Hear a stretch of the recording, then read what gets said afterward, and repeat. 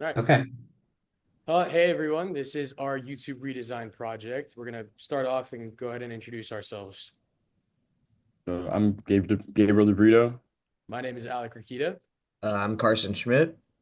And I'm Tyler. All right, next slide, please. Okay, so quick overview of YouTube. I'm sure everyone has heard of it. YouTube is the world's largest video sharing platform. It was launched back in 2005, 20 years ago, and was acquired by Google. It allows users to do a variety of things from upload, watch, like, comment videos, and share videos uh, freely across multiple devices and different platforms. So, despite its popularity, we had some usability concerns as a team, like navigation issues, accessibility limitations, and content filtering gaps, which we think are, excuse me, which we think still exist, which is where our redesigns are going to come into play in this presentation. Thanks. All right, so in our review of the current platform and in working on our changes, we introduced some user personas that we created. First one being Emily Smith.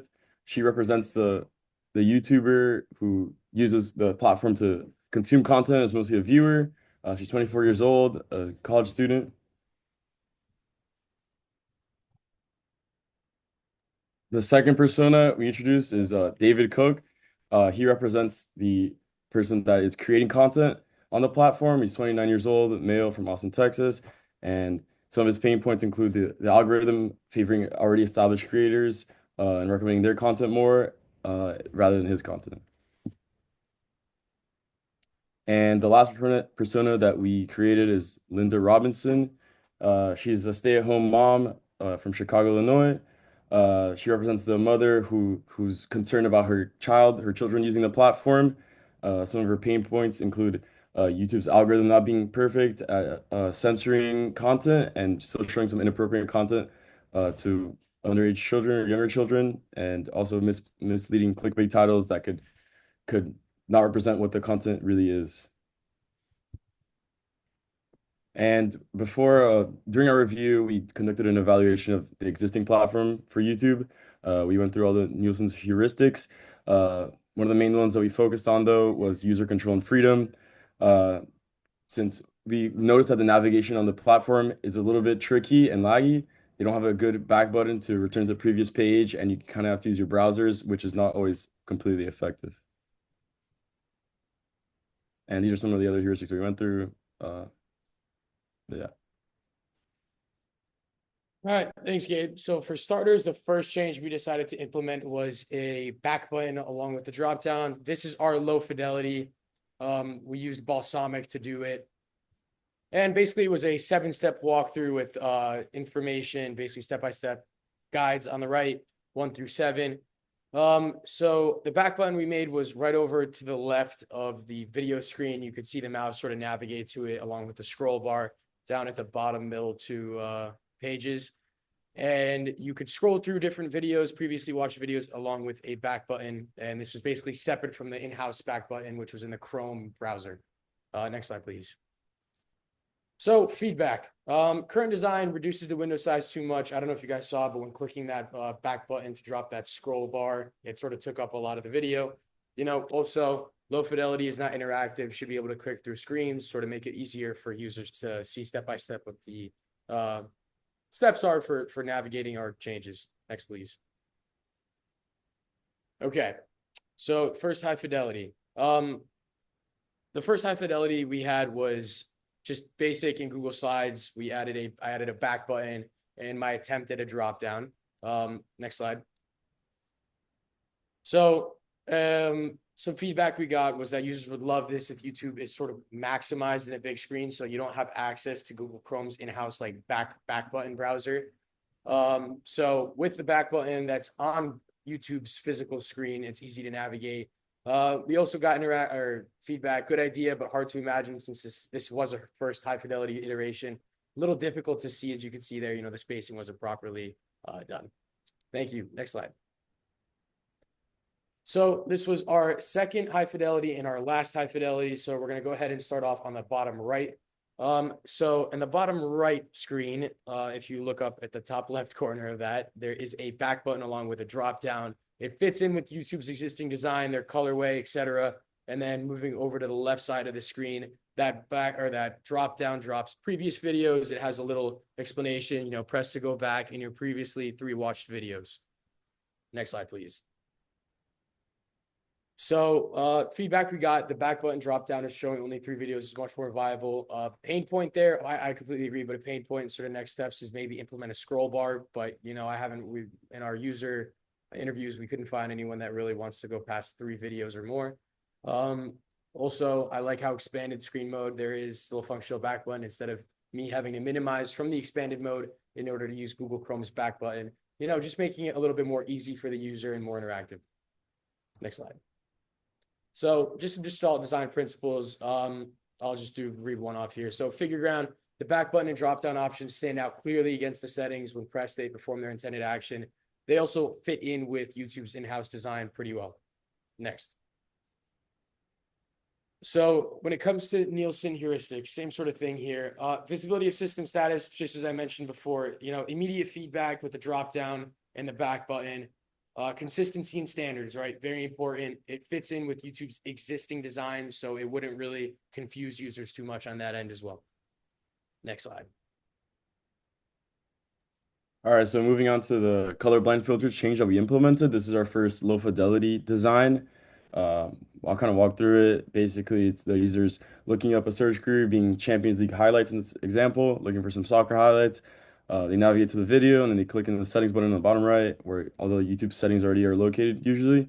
And there's a colorblind filter option, and you can just toggle it on and off here in this design. And this kind of grayscale shading represents that filter being turned on.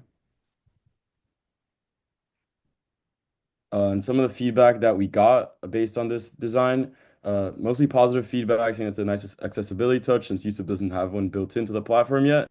But it was a pretty basic design, pretty limited, and we just got the feedback that we got to build it out more and maybe include a preview of the feature.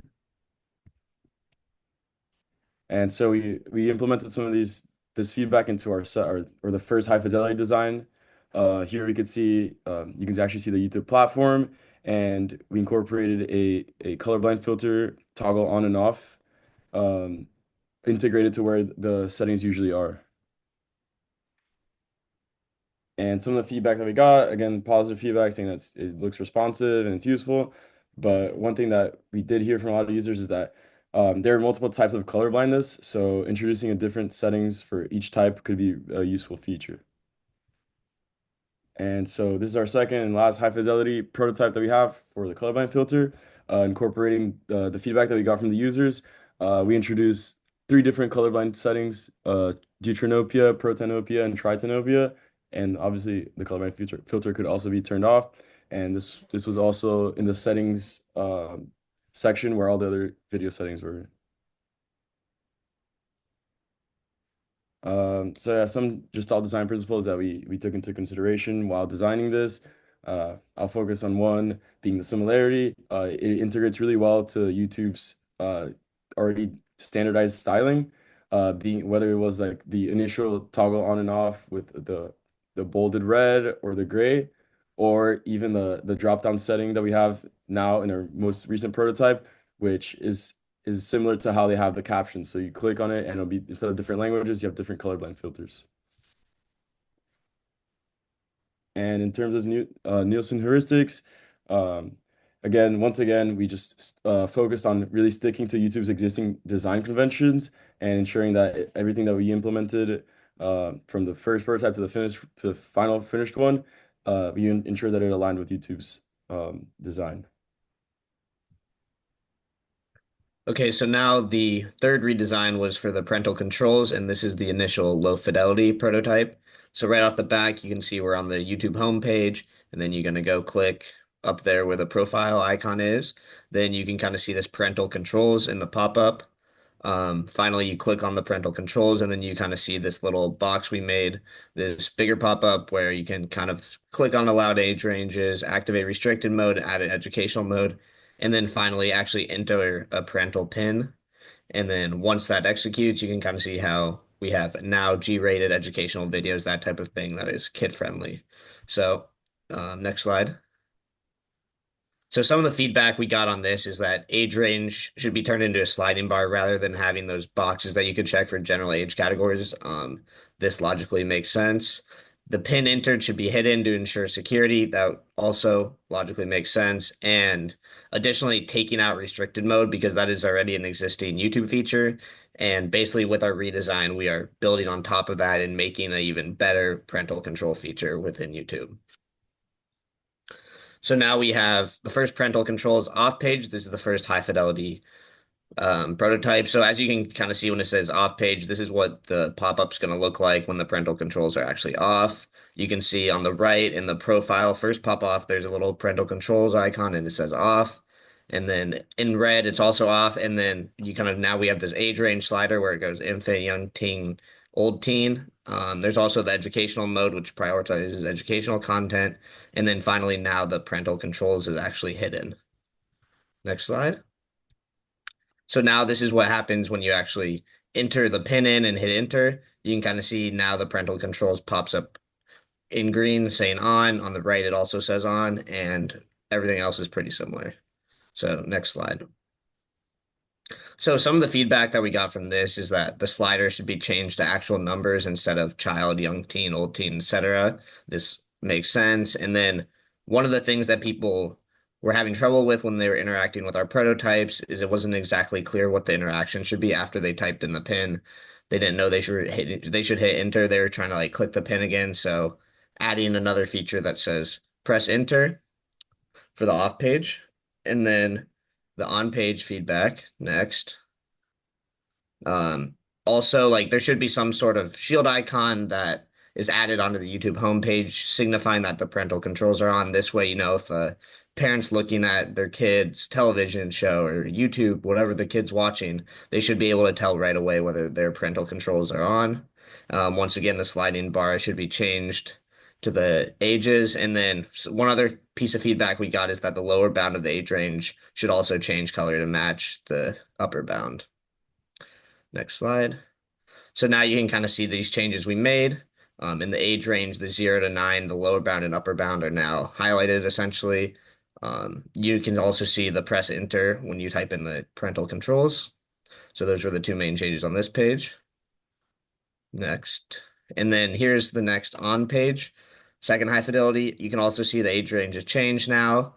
And then in the top left, you can notice how there's a shield right next to the YouTube icon. We thought that was the most logical place to place it, right? It's almost like it's YouTube protected, if you think about it, and the parents will easily know what that means.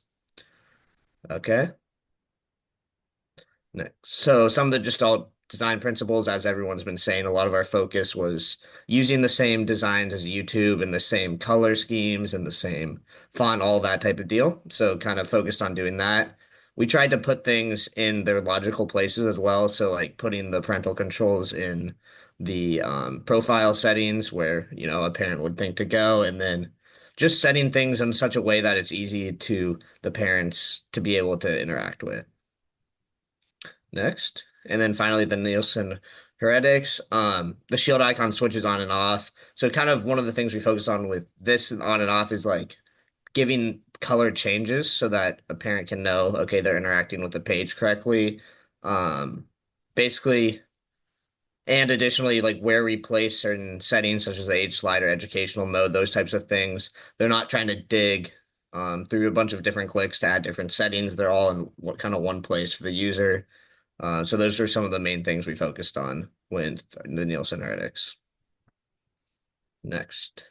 So I think All right, now so Tyler's gonna give the Figma link in the walkthrough. yeah, so we're gonna go ahead and go through some of our basic user journeys here. First of all, as sort of just a normal user, we'll go through searching up a random YouTube video. Searching through that, we'll go ahead and click on a video, and we will show off the fact that we have a working back button here, which shows previous videos. And once we click this, we can see a previous video. In case this user wanted to go back and watch something they previously watched, and of course, then that gets replaced with the one they just watched, and they can go back to that anytime they want. We also have the other working back button, which actually just sends them back normally rather than showing a history list.